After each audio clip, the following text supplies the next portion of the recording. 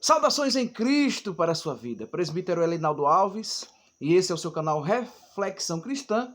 E nós estaremos a partir de agora dando início ao quarto trimestre de 2020. Nesta ocasião nós estaremos estudando as lições da CPAD, a lição de adulto, e tem como tema central a fragilidade humana e a soberania de Deus. Sofrimento e restauração de Jó. Então, esse trimestre estaremos estudando o livro e o personagem de Jó e todos os acontecimentos contidos neste livro tão grandioso para a nossa literatura bíblica. Então, eu convido você para, ao longo dessas 13 semanas, ficarmos juntos, semanalmente, estudando um tema sobre o livro de Jó. A lição de hoje é uma lição introdutória e tem por título O Livro de Jó. A verdade prática diz assim: o livro de Jó não é apenas uma preciosidade da literatura universal, mas, sobretudo, uma poderosa resposta de Deus para as grandes questões da vida. O texto ouro, o texto principal, diz assim: eis que temos por bem-aventurados os que sofreram. Ouviste qual foi a paciência de Jó e o fim, e viste o fim que o Senhor lhe deu, porque o Senhor é muito misericordioso e piedoso. Tiago, capítulo 5, e o versículo de número 11. A leitura bíblica em classe estão divididos em 3 livros. Primeiro, a segunda carta de Paulo a Timóteo, capítulo 3, versículo 16. Depois, Ezequiel, capítulo de número 14, os versículos 14, 19 e 20. E finalizando, a carta de Tiago, capítulo 5, e o versículo de número 11. A palavra paciência é um termo que, quando as pessoas falam, se lembra logo do patriarca Jó. Então, a palavra paciência, para nós estarmos introduzindo aqui a lição, o termo grego para paciência é upomone, que quer dizer resistência, firmeza e fortaleza em circunstâncias irreversíveis. Ainda o vocábulo grego para paciência tem o significado de, no caso, macrotomia, ou seja, ter espírito paciençoso, o que não perde o ânimo. Esses são os 2 vocábulos no grego. Agora, no hebraico, a palavra paciência é savlanut, ou seja, leva a algo muito pesado. Ser forte para o trabalho. A palavra ainda savlanut tem a ver com a virtude de manter o controle emocional e equilíbrio sem perder a calma. Agora, no idioma latim, a palavra patientia, que quer dizer resistência, mas a raiz é pati, quer dizer sofrer. Então, estes são os vocábulos no hebraico, no grego e no latim que definem o termo paciência. Agora, na introdução da lição, diz as seguintes expressões, que nesse trimestre nós estamos estudando o livro de Jó, uma das obras mais fascinantes da Bíblia. Não há em toda a literatura bíblica outra obra semelhante, diferente de sua estrutura, no estilo e, sobretudo, no conteúdo. O livro de Jó demonstra a grandeza de Deus diante da finitude humana. É, portanto, uma obra que alimenta a nossa esperança quando tudo mais parece ter perdido o sentido. Então, o livro de Jó é um livro fantástico. Nós estaremos discorrendo todo esse trimestre sobre a vida desse personagem e eu quero, desde já, louvar a Deus pela vida de cada um de vocês que estarão participando, crescendo no conhecimento e cada vez mais se aproximando daquilo que Deus quer que nós cheguemos à estatura de varão perfeito. O primeiro tópico da lição diz assim: autoria, local e data do livro de Jó. Primeiro, quem escreveu o livro de Jó? Há uma discussão no campo teológico se foi o próprio Jó, se foi o seu amigo Eliú, se foi Moisés, se foi Salomão, se foi Ezequias, se foi o profeta Isaías. Então, existe este impasse de não ter uma definição quem foi de fato o escritor do livro de Jó. Sabemos que o autor é Deus, mas o escritor, os escritores, isso também traz para nós o entendimento em relação à data. Se foi o próprio Jó, Isso reporta lá para o período de Abraão, de Isaac, de Jacó, os nossos patriarcas, os nossos primeiros homens que deles vieram a nação de Deus. Então, existem essas questões. Então, quanto à data e quanto os autores, existe esse questionamento. O segundo subtópico da lição diz assim: a pessoa histórica de Jó. Por quê? Há uma questão de divergência no mundo da literatura em achar que Jó é uma ficção, em achar que Jó é algo criado pelas pessoas. Não, Jó, ele tem o seu fundo histórico e a própria pessoa de Jó tem os seus dados registrados, como foi na leitura, ou como é na leitura bíblica em classe, quando Ezequiel fala. Está no começo da lição, quando diz assim: ainda que estivesse no meio desta cidade os 3 homens, Noé, Daniel e Jó. Então, tem esse fundo histórico da pessoa de Jó. E outro detalhe, a terra de Jó, a geografia, a localização onde Jó morou. No início do seu texto, o livro de Jó destaca que ele era da terra de Uz, Jó capítulo 1, versículo 1 e mais. Como Jó, Uz era uma terra real, assim como Jó, Uz também é uma terra verídica, real. Os comentaristas situam Uz ao sul de Edom e a oeste do deserto da Arábia, se estendendo a leste, indo até a Babilônia. Jeremias capítulo 4, versículo 21, depois 25, versículo de número 20. A época de Jó. A maioria dos comentaristas situa os fatos narrados no livro de Jó dentro do período dos patriarcas. Então, esse é a panorâmica do primeiro tópico da lição. Vale nós lembrarmos, meus queridos, que Jó ele está depois de Esté, na localização da nossa Bíblia, está antes do livro dos Salmos. Jó, ele tem seus 42 capítulos e 1070 versículos. A sua categoria é poética. Isso traz para nós uma grandeza gigantesca para o nosso fortalecimento como crentes na pessoa bendita do Senhor. Agora, o segundo tópico da lição diz assim: estrutura literária do livro de Jó. Primeiro tópico do segundo tópico: prosa e poesia. Essa é a estrutura. Então, o que é uma prosa? Prosa é um texto comum escrito em parágrafo. É um discurso direto e livre.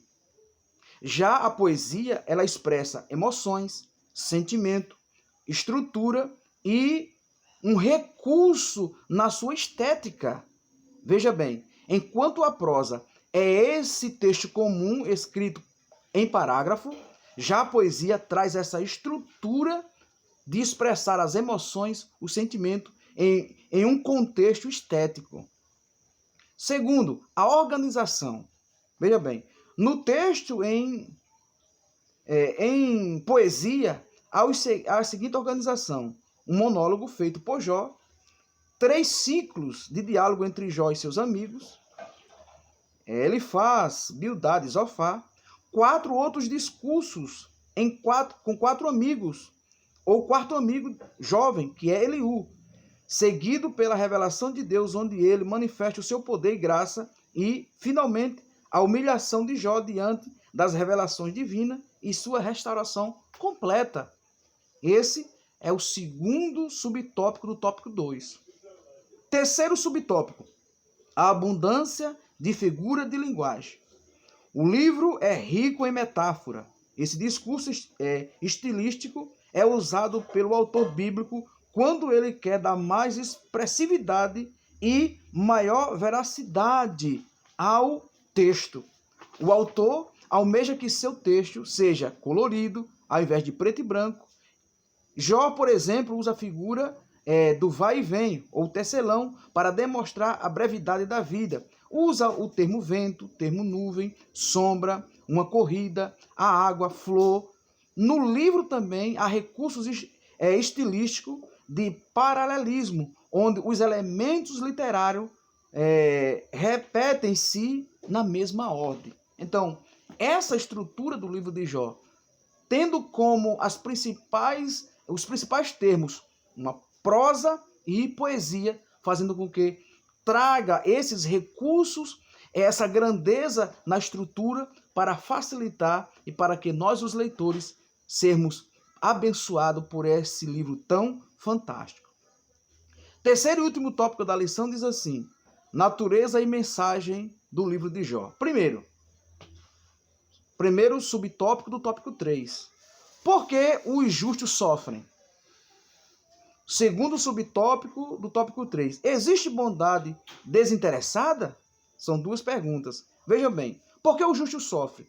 Algumas das questões mais importantes levantadas no livro de Jó são as eminentes da natureza teológica e também filosófica. A questão do sofrimento do inocente é a principal delas. Por que sofre o justo? E ainda, por que os ímpios prosperam quanto o justo sofre? É uma das inúmeras questões focadas no livro de Jó. Ao longo dos anos, tanto teólogo quanto filósofo têm procurado dar explicações para esse dilema humano. No contexto de Jó, a ideia que prevalece é a de que só os maus sofrem, em consequência dos seus pecados. Se havia sofrimento, era porque havia culpa no sofredor. Neste aspecto, ao longo dos seus 42 capítulos, o autor procura demonstrar um novo olhar sobre essa questão. No livro dos Salmos, o Salmo 73, está lá, Asaf, tendo algo desse tipo. Por que o justo sofre? Porque nós servimos a Deus e os ímpios prosperam. É uma questão das perguntas dos seres humanos.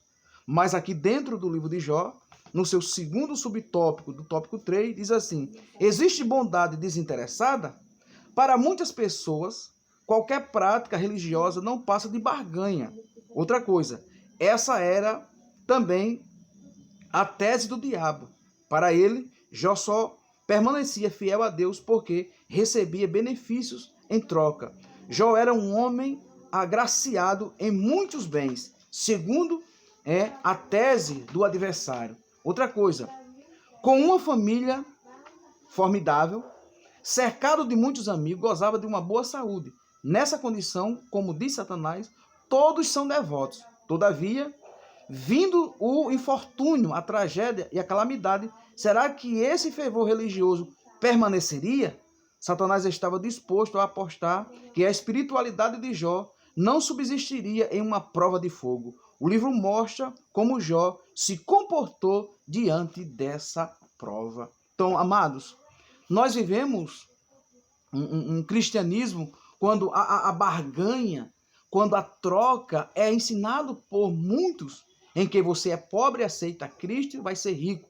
Está doente e aceita Cristo e vai ser curado. Era alguém menos favorecido e a sua vida muda automaticamente. Claro que nós não estamos aqui eliminando ou desacreditando que isso possa acontecer. Claro que pode acontecer. O evangelho, como disse Paulo, é poder de Deus para a salvação de todos aqueles que crê.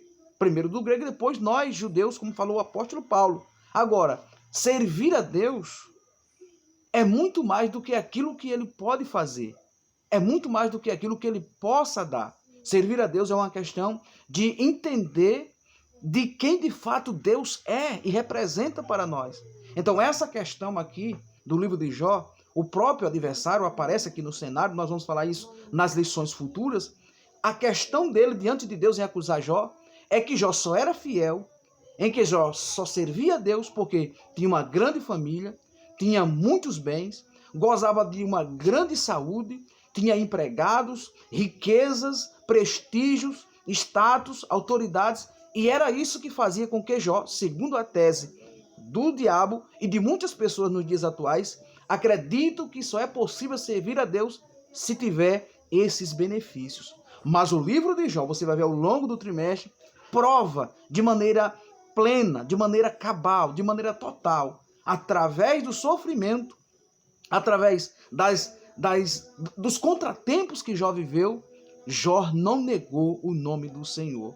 E um dos assuntos implícitos no livro de Jó é que é possível um ser humano frágil, debilitado, falível, defender a honra de Deus diante dos homens e diante do mundo espiritual. Agora, o terceiro subtópico do tópico 3 diz assim: pode um homem compreender a Deus? Veja bem, os últimos capítulos de Jó mostram os aspectos que a revelação divina tem sobre os homens. Como Paulo, que foi verdadeiramente mudado quando contemplou o Senhor em uma visão. Atos capítulo 9, versículo do 1 ao 17. Assim também, Jó é totalmente transformado quando contempla a majestade do Senhor. Jó os capítulos 38 ao 42. A questão para Jó não foi tanto entender a Deus, mas experimentá-lo, viver a experiência de Deus, quando mudou completamente a vida de Jó. Eis a grande lição deixada por este precioso livro. Então, meus queridos, amados irmãos, este livro, ele traz para nós aqui na conclusão. Nesta lição, apresentamos algumas informações básicas sobre o contexto histórico e literário de Jó. Quanto ao seu gênero, o livro é de natureza poética. Isso é importante para a compreensão da própria estrutura como o livro é organizado. Vimos também que o livro apresenta princípios teológicos que transcendem o espaço e o tempo. Esses princípios são para todas as épocas e cultura.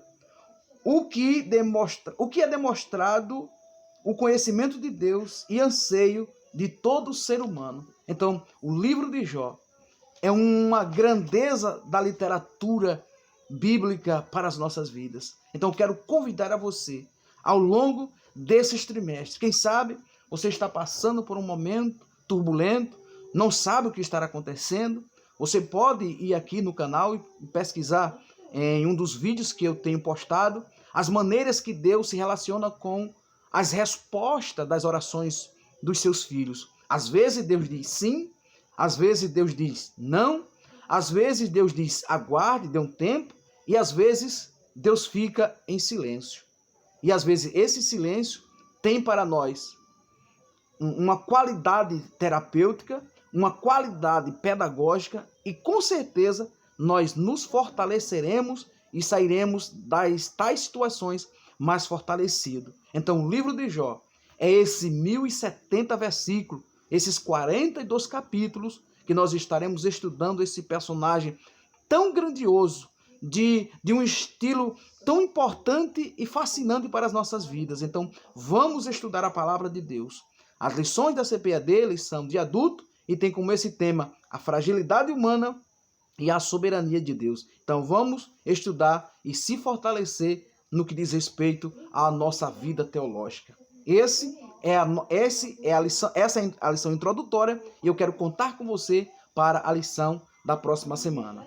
E, para nós finalizarmos, se você não é inscrito aqui neste canal, eu peço para você se inscrever, para apoiar o nosso trabalho, fazer com que outras pessoas também possam conhecer o nosso conteúdo, compartilhando. E você pode dar sugestões, críticas e deixar nos comentários aquilo que você espera que nós venhamos a trazer aqui para vocês. Esse é o seu amigo e irmão presbítero Elinaldo Alves e esse é o canal Reflexão Cristã. Que Deus abençoe a sua vida e que nós nos encontraremos na próxima lição, em nome do Senhor Jesus. Amém.